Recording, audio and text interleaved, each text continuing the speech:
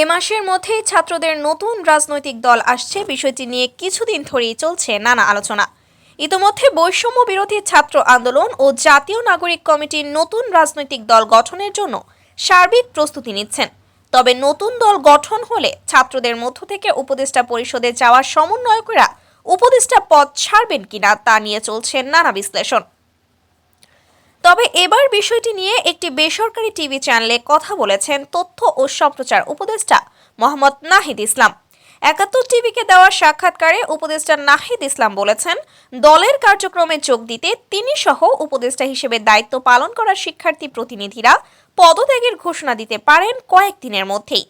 ছাত্রদের নেতৃত্বে একটা নতুন রাজনৈতিক দলের পরিকল্পনা বা আলোচনা রয়েছে।